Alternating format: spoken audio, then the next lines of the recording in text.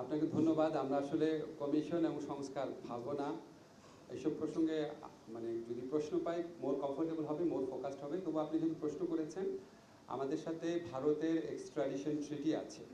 সেই এক্সট্রাডিশন ট্রিটি অনুযায়ী ভারতে যদি কোনো আমাদের কনভিক্টেড মানুষ থাকেন, উনি সাবেক প্রধানমন্ত্রী হন আর যাই হন না কেন, ওনার এক্সট্রাডিশন বা প্রত্যর্পণ আমরা চাইতে পারি। আমরা খুব দ্রুত আইন মন্ত্রণালয়ের মাধ্যমে আপনাদের জানাবো যে আমাদের এই ছাত্র জনতার বিপ্লবকালে যেই গণহত্যা ঘটেছে, যেই মানবতা বিরোধী অপরাধ ঘটেছে, সেটার বিচারের লক্ষ্যে আমরা কিছু পদক্ষেপ ইতিমধ্যে গ্রহণ করেছি। দৃশ্যমান কিছু অগ্রগতি হয়েছে, সেগুলি আপনাদের জানাবো। এখনই জানিয়ে দিচ্ছি, আমাদের ইনভেস্টিগেশন যে টিম আছে সেটা গঠিত হয়ে গেছে, প্রসিকিউশন টিম গঠিত হয়ে গেছে, আদালত পুনর্গঠনের চিন্তা চলছে। অচিরেই আপনারা দেখবেন বিচার শুরু হয়েছে। বিচার শুরু হওয়ার পর ডেফিনেটলি আমরা এক্সট্রাডিশন চাবো। আপনারা কি নির্বাচন বা এই সংস্কার এগুলি বিষয়ে যদি প্রশ্ন করেন একটু ভালো হয়।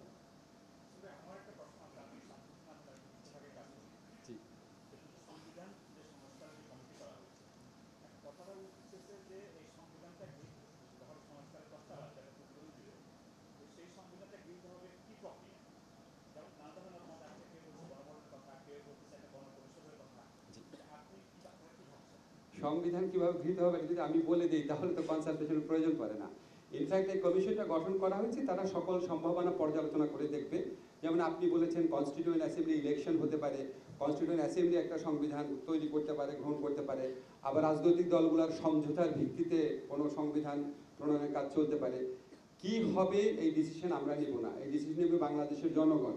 এবং জনগণের পক্ষ থেকে কাজ করার জন্য এই কমিশন করা হয়েছে। কমিশনে যতভাবে পারা যায় সমাজের সকল অংশে মতামতের প্রতিনিধিত্ব করা হবে এবং আশা করা হবে, আমি সকল অংশের মতামত বলতে সুস্পষ্টভাবে ক্লিয়ার করতে চাই, যারা গণহত্যাকারী ছিল, যারা মানবতা বিরোধী অপরাধ করেছে, আমাদের প্রায় 1000 অন্তত 1000 মানুষকে হত্যা করেছে, আরো অনেক অনেক অনেক মানুষকে গুরুতর আহত করেছে, চক্ষুহীন করেছে, মানে এবং যারা বিচারের ভয়ে পালিয়ে বেড়াচ্ছে, তাদের সাথে কোনো আলোচনা হবে না। তাদের বাদে সমাজে যত প্রতিনিধিত্বকারী শ্রেণী আছে, রাজনৈতিক দল আছে, তারপর আপনার সামাজিক সংগঠন, পেশাজীবী সংগঠন, ছাত্র সংগঠন, আমাদের এই বিপ্লবী অভ্যুত্থানে যারা ছিলেন, প্রত্যেকটা সেক্টরের সাথে যতভাবে পারা যায় মতামত প্রতিফলিত করা হবে। এবং এই কাজটা ঠিক কিভাবে হবে সেটাও আমরা ডিকটেট করতে চাই না, একটা কমিশনের মাধ্যমে ঠিক করা হবে।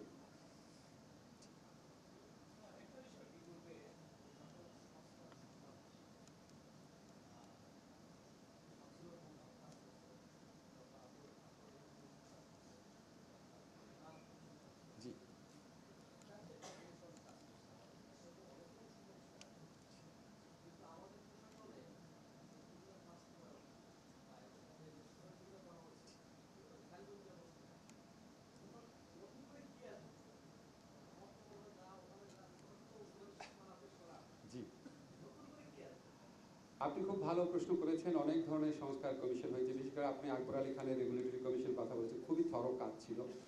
এখন আমরা যখন কাজ শুরু করব, আমরা এই কমিশনগুলোর উপর জনগণের মালিকানা প্রতিষ্ঠা করার জন্য জনগণের সকল সেকশনের সাথে আলাপ করব। প্লাস আপনাকে বলেছি রাজনৈতিক দলগুলোর সাথে আলাপ করব। ওই কমিশনগুলো ঠিক ওইভাবে আলাপ করে নাই। আমরা একটা জনগণের মালিকানা প্রতিষ্ঠা করতে চাই, যাতে পরবর্তীকালে সুষ্ঠু নির্বাচনের মাধ্যমে যে সরকার আসবে সেও এটার মধ্যে এক ধরনের মালিকানা অনুভব করে এবং এটা কন্টিনিউ করে। বাস্তবায়ন, আপনি সত্যি খুব ভালো প্রশ্ন করেছেন। বাস্তবায়ন তো অনেক বড় চ্যালেঞ্জ। একটা ডকুমেন্ট প্রডিউস করাচ্ছে, বাস্তবায়ন অনেক বড় চ্যালেঞ্জ। এই চ্যালেঞ্জটা মোকাবেলায় সবাইকে সহযাত্রী করার জন্যই আমরা এই কনসালটেশন প্রসেসটা শুরু করব। এবং আপনাকে আরেকটা কথা বলতে চাই, যে সমস্ত কমিশনের রিপোর্ট আছে সেগুলি অবশ্যই আমরা বিবেচনায় নিব।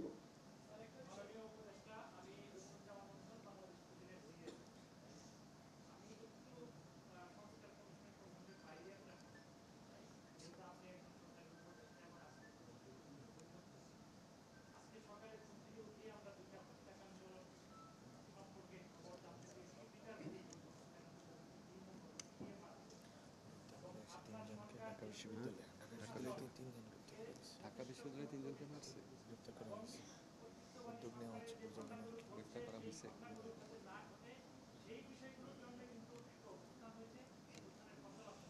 কাজ চলতেছে।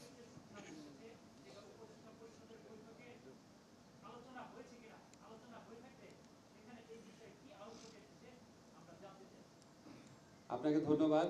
আপনারা যে মব জাস্টিসের ঘটনা দেখেছেন, করে ঢাকা বিশ্ববিদ্যালয়ে যে ঘটনা ঘটেছে সেটা আমাদের সবাইকে মর্মাহত করেছে, সেটা আমাদেরকে মানে খুবই কষ্ট দিয়েছে। আমরা ইতিমধ্যে ব্যবস্থা নিয়েছি, ইতিমধ্যে 3 জনকে গ্রেফতার করা হয়েছে এবং আমরা এই ধরনের ঘটনা এড়ানোর জন্য যত রকম পদক্ষেপ নেওয়া প্রয়োজন তত রকম পদক্ষেপ নেব। আমরা বাংলাদেশে ক্লিয়ারলি বলতে চাই, এখানে কোনো রকম মব জাস্টিস, কোনো রকম আইন নিজের হাতে তুলে নেওয়া, গণপিটুনি দেওয়া, এগুলি কোনোভাবেই একসেপ্ট করা হবে না। বিচার বহির্ভূত হত্যাকাণ্ড কোনোভাবেই একসেপ্ট করা হবে না।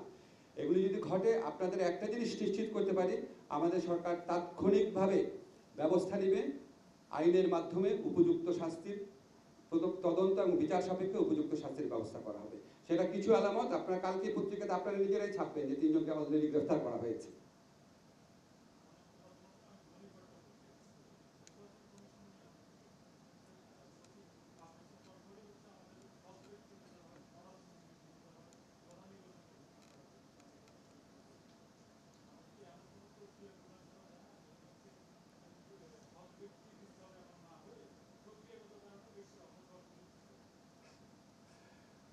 ভালো প্রশ্ন। প্রক্রিয়াগত কারণে প্রক্রিয়া সৃষ্টি করার মাধ্যমে ব্যক্তির দায়বদ্ধতা বৃদ্ধি, স্বচ্ছতা বৃদ্ধি বা আপনার আরও বেশি দায়িত্বশীল করার অনেক স্কোপ আছে, এটা আপনার সাথে আমরা এগ্রি করছি। আমরা ইনফ্যাক্ট সারা জীবন সংস্কার নিয়ে কাজ করেছি। কিছুদিন আগেও আমি সিভিল সোসাইটির অংশ ছিলাম, বদিউল আল মজুমদার ভাই আছেন, মাহফুজের অনেক চিন্তা ভাবনা আছে, তার বইও আছে, দেখবেন এসব ব্যাপারে। অবশ্যই আমি আপনার সাথে একমত। প্রক্রিয়া অবশ্যই আমরা যতটুকু প্রক্রিয়ার মাধ্যমে নিশ্চিত করা যায় সেটা আমরা করব, বাট এটার সাথে সাথে ব্যক্তিরাও ইম্পর্টেন্ট বলে মনে করি। আজকে আমরা সাংবাদিক সম্মেলন শেষ করি।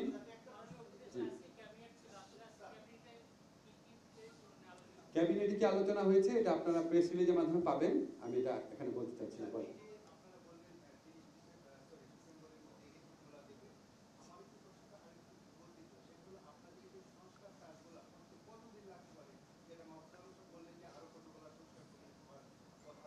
আমি একটা জিনিস ক্লিয়ার করি, প্রস্তাবনার ভিত্তিতে নির্ধারিত আমি একটা জিনিস ক্লিয়ার করি, আমাদের যে আরো সংস্কার কমিশন, দীর্ঘমেয়াদী স্বল্পমেয়াদী আমাদের যে আরো সংস্কার কমিশন আছে, এই সংস্কার কমিশনগুলো কিন্তু এই সংস্কার কমিশনের রেজাল্টের জন্য ওয়েট করবে না।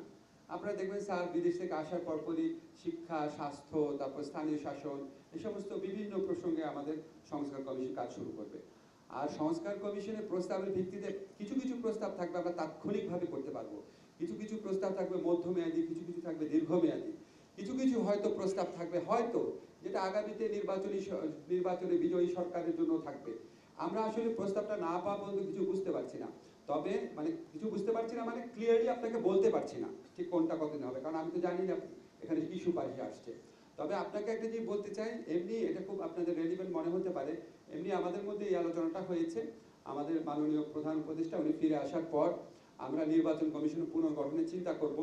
তারপর একটা স্টেজে এরপর, কারণ আপনারা জানেন নির্বাচন কমিশন ছাড়া আমরা ভোটার তালিকা আপডেট করার কাজ শুরু করতে পারি না। এরপরে ভোটার তালিকা আপডেট করার চিন্তা করব। মানে আমাদের কর্মকাণ্ডের মাধ্যমে আপনারা বুঝতে পারবেন আমরা শুধু সংস্কার ভাবনায় নিজেদেরকে আবদ্ধ রাখবো না, তার সাথে সাথে রিয়েল অ্যাকশন যেটা সুষ্ঠু অবাধ নির্বাচনের জন্য, রাষ্ট্র সংস্কারের জন্য, ফ্যাসিবাদী শাসন ব্যবস্থার সম্ভাবনা বিলোপ করার জন্য যেই সমস্ত প্র্যাকটিক্যাল কাজ আছে সেটার কাজগুলো আমরা পাশাপাশি করতে থাকবো। চ্যাট করতে চাও? ঠিক আছে, শেষ করে দিন। ঠিক আছে, সবাইকে অনেক ধন্যবাদ, আপনাদের অনেক ধন্যবাদ।